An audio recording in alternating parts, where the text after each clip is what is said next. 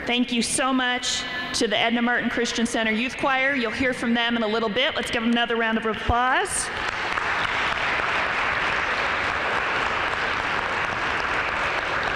And officially, good evening and welcome. I'm Linda Broadfoot. I am your Director of Indy Parks, and I welcome you to the newly christened Frederick Douglass Park.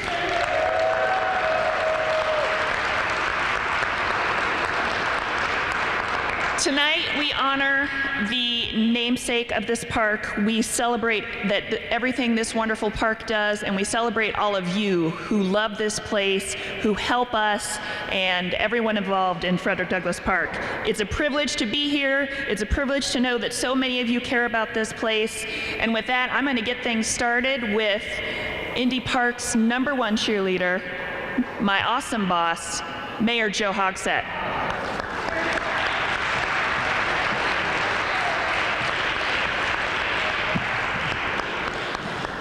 Well, good afternoon. It is indeed my honor to be with all of you today, to welcome you all to what we have known as Douglass Park. But from this day forward, as Linda has announced, we're proud to rededicate this incredible community asset to its namesake as we unveil new signage throughout the park, rededicating it as Frederick Douglass Park.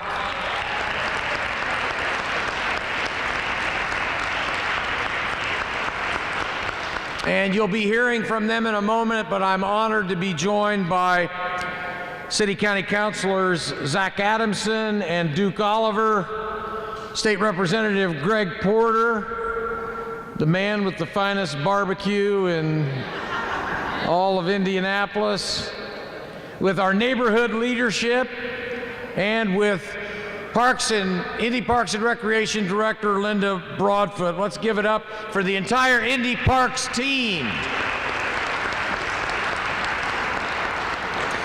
So, preparing for today's celebration has allowed us to revisit the life and the works of Frederick Douglass and how his words resonate just as much today as they did in the 19th century. Much of Frederick Douglass's life was spent as the victim of or a witness to injustice, the abuse of power. His works paint a picture of the unfortunate suffering that we as brothers and sisters all too often inflict on one another.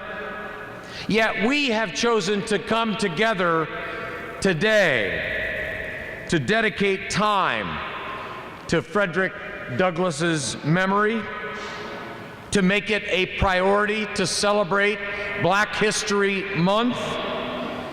And we do so because the true story of America is often found by reading between the lines. The true story of America is often told by the words that were left unspoken. Every American deserves to know about all of the pioneers who helped shape our country.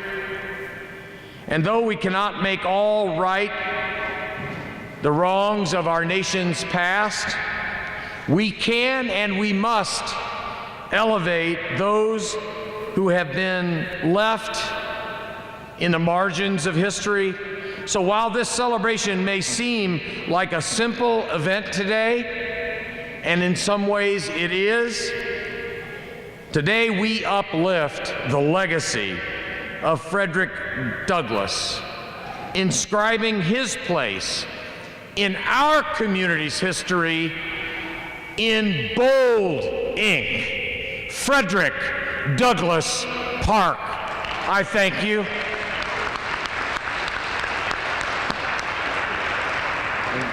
Is Zach up next? So it's indeed my honor as well to introduce the Vice President of the Indianapolis Marion County City County Council, Zach Adamson.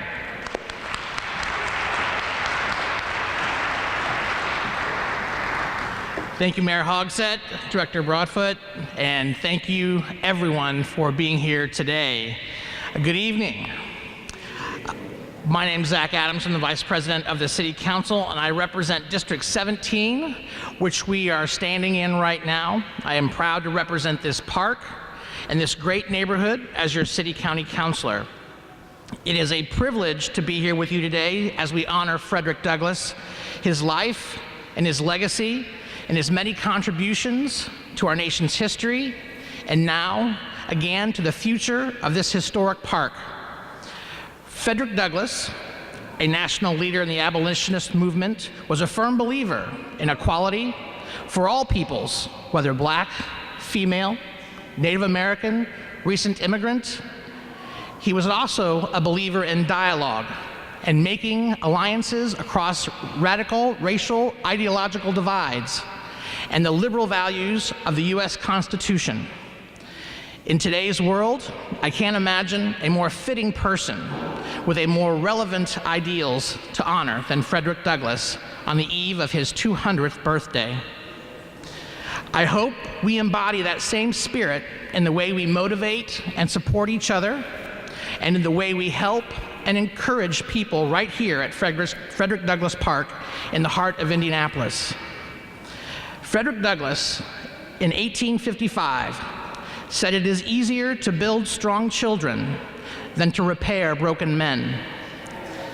Today, this is as true as it ever was, and so it is my hope that our great city will do more to honor both Frederick Douglass and the Martindale-Brightwood community than install a beautiful new sign.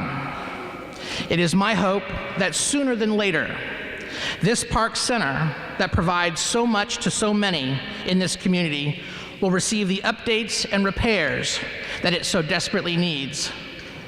Let this day stand as a starting point for us to prioritize Frederick Douglass Park with more than just a new name.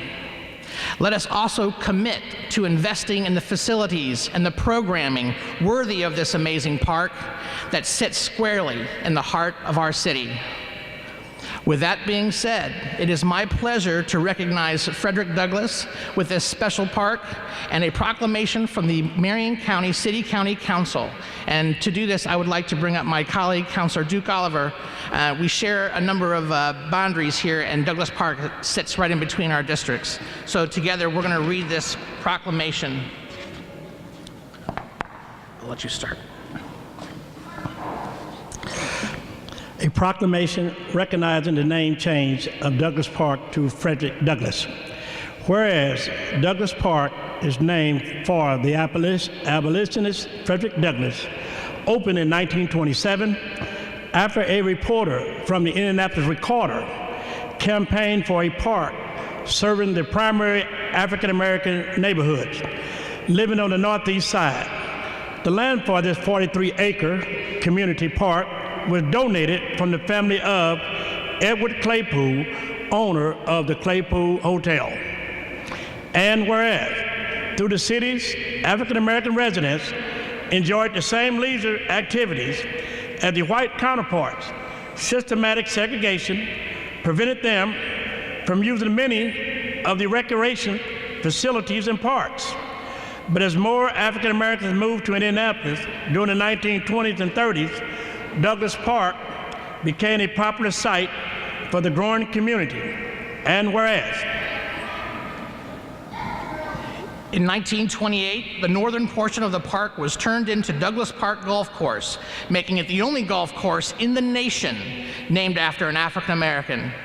After the city's parks and golf courses were integrated in the 1960s, the clubhouse of Douglass Park Golf Course remained a popular meeting place for local African American politicians, business owners, and civic groups.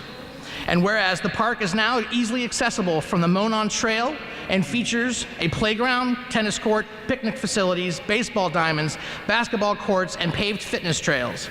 Inside the Family Center, there's ping pong tables and meeting rooms. And whereas Douglas Park is a lush green space in an urban landscape, in addition to providing ample recreation opportunities, the park also is the place that commemorates important people and events in Indianapolis history. Now, therefore, be it proclaimed by the Indianapolis City County Council and of the City of Indianapolis and of Marion County, Indiana. Section 1, City Council Vice President and my colleague, Councilor Oliver, recognize the Department of Parks and Recreation for their commitment to protecting and enhancing the community's assets for the future by providing premier green spaces and recreation opportunities that will connect all residents to nature and the community and to themselves.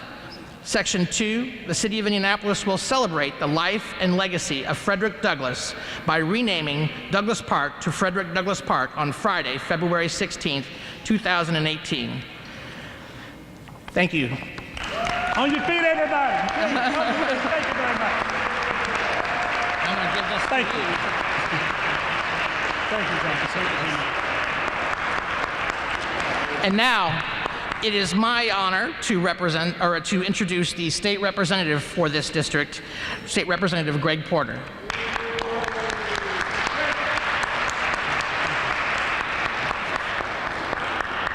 Good afternoon. Give yourselves a round of applause. Come on, give it up. This is a great day. A great day. Frederick Douglass Park. You know, that name, when you think about Frederick Douglass and our children learn more about him, it resonates not only on the east side, northeast side of Indianapolis, but throughout this city and throughout this nation. It was called Douglass Park. But when you call it Frederick Douglass Park, it means so much more. It galvanizes, it uplifts who he is and where you are. It talks about the history of the work that he's done and over the years that now resonates to our children. And having said that, we have a resolution that we're doing here in the House of Representatives that's going to be ran across the table, House Resolution 43, offered by myself, Representative Greg Porter, with John Bartlett and Charlie Brown, Cherish Pryor, Robin Shackelford, and the Black Caucus from Indiana, Summers and Taylor, to recognize Frederick Douglass for all the work that he's done and also recognize his park. It does sit in this community. It's a park that is open to all, a park that's open to all, a park that's open to all, a park that is open to all.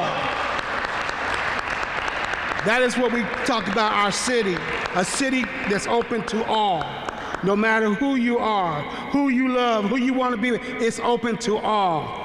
Douglass Park, Douglass Little League, playing baseball, learning how to play team ball, how to work with each other is crucial. And as you get older and you learn the game of golf, you go hit that little ball a little bit, okay?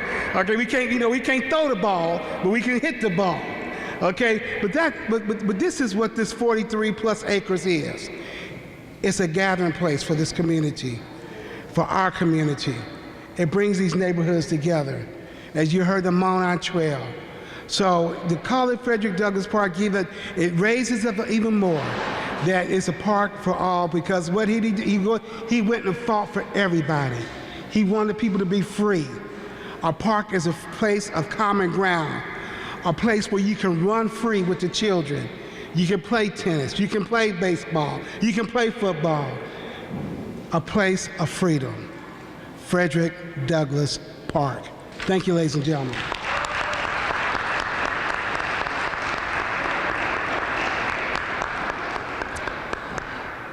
As the Parks Director, I have a lot of bosses, all of you in this room, and the Chairman of the Parks Committee, Councilor Duke Oliver, wants to say a few more words and introduce Ms. Cassell.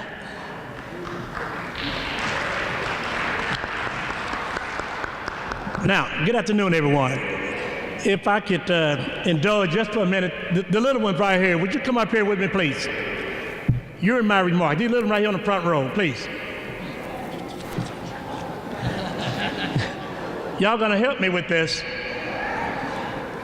There you go, stand right there. There we go.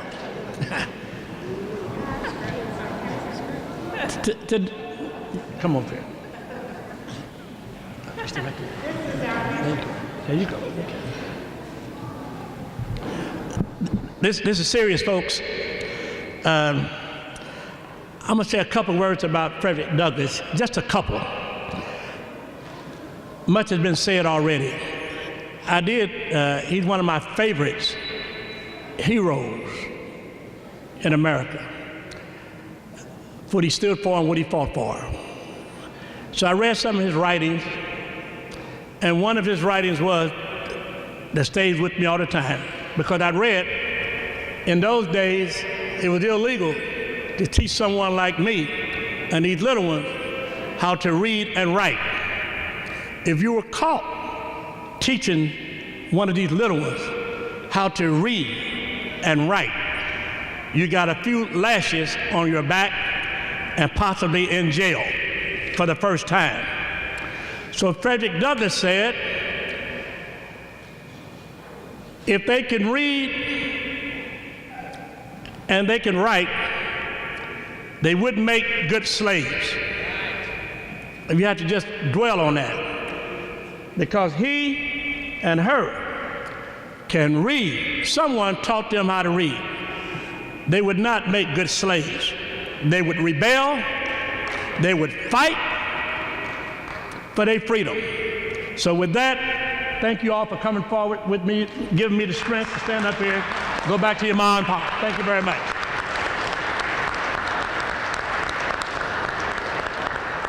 Now, who was this man, Douglass? He was an abolitionist in our own state. He visited, I believe, 1859, thereabouts. Right up the road on 67, if you go to Anderson to the casino, you know what I'm talking about. But Pendleton, the city of Pendleton. Frederick Douglass was in that city speaking about the abolitionist movement and freedom for those that were enslaved south of the Ohio River. In Pendleton, Indiana, he was in not a debate, but a discussion about the evils of slavery. He talked so well. In the state of Indiana at that time, no one could give you quarter, where to live, where to sleep, so he had to leave town before sundown. So he left Pendleton, left the state, but just a little historical note that yes, he was just 15 miles down the road just a few days ago speaking. Why? Because he knew how to read and write, just like those little ones right there. So without any more from me from Frederick Douglass, there's many that are going to speak to him this afternoon.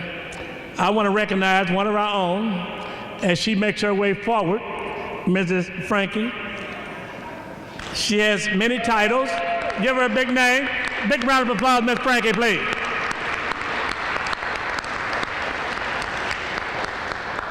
I'm a partner of hers. I'm a partner of Linda. Of course, I'm a partner with the mayor. So with this partnership and coalition, we're going to get some things done, aren't we? Yes, we are. Okay. So who is Linda? She's from Saginaw, Michigan. Is that right? Yes. Saginaw. 1971. You sojourned here. Is that correct? That's right. All right. Since that time, she become president, very activist. I think Oak Hill. President of Oak Hill. Oh, president of Oak Hill and Friends of Douglass. Friends of Douglass. Mrs. Frankie Cassell. Frankie, please, it's all yours. Hi there. He's already told you what my name was, but my name is Frankie Cassell. And at this time, let me have my board stand up. These are the Friends of Douglass.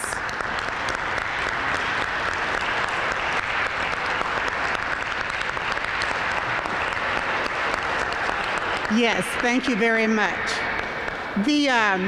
I am so pleased to be here. I was surprised they asked me to say a few words. I'm not a public speaker. I'm just a regular little old lady here in the neighborhood. I try to do the best I can for my neighborhood. The board, we are the fundraising arm to help support some of the programs that are ran here in Douglas. Sometime Candace might need a few dollars to take the kids on a field trip, to pay for the bus ride, or to get special food for her Easter egg hunt, for her Christmas party. So that's what the Friends of Douglas do. We are the arm that raises the funds. Now, I have been a member for about, I think we really got started in 2008. I think the Friends of Douglas formed in 2008. But originally it was, we sprung from Oak Hill Civic Association. So the two organizations have a partnership. One supports the other. But like I said, our main function is to support this center. I love this neighborhood. I love all you guys coming out to support Douglas. And I want you to continue, because one of the things I really want us to function on or start working towards, raising money towards, we want a new center. Do you guys hear me? That is really what we need. Amen. Can I get your support? And I understand it's going to take us rolling up our sleeves, trying to come up with different ways to raise money. But the Parks Department have told me they want to support us in getting a new center. So I'm going to hold them to that. And I want you guys to hold them to that too. Here. I might be speaking out of turn, but since I've got this podium, let me say that. All right? Are you accepting donations tonight? Yes, ma'am. We are. But thank you guys for coming out, and thank you for supporting Oak Hill, and thank you for supporting the Friends of Douglas. Let me say this, you know, we have a couple dances a year, and one is for the seniors. Most of this neighborhood is really made up of seniors. So the next time we have one of those fundraisers, I want you guys to come out and support us. This last one, we had our first live band, and we partied well, didn't we, people? Okay. All right. Thank you very much. Thank you.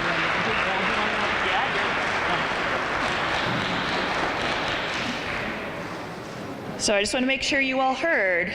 Frankie Cassell, president of Friends of Douglas, along with the board, they are accepting new members and they are accepting donations. So start now, everybody, because we can't do it alone. That's why we rely on folks like Ms. Frankie here to help us get projects done like this. I'm going to invite the youth choir to come back up. So while I have a chance, while they're getting ready, I'll again thank our esteemed guests, Councilor Zach Adamson, Mayor Joe Hogsett, Councilor Duke Oliver, Representative Greg Porter, President of Friends of Douglas Park, Frankie Cassell.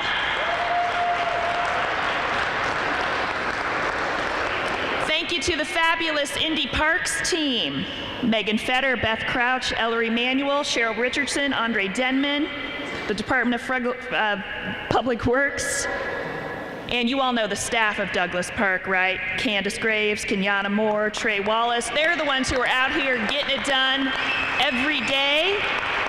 We love them. They're rock stars. And with that, I'm going to turn it over to the choir.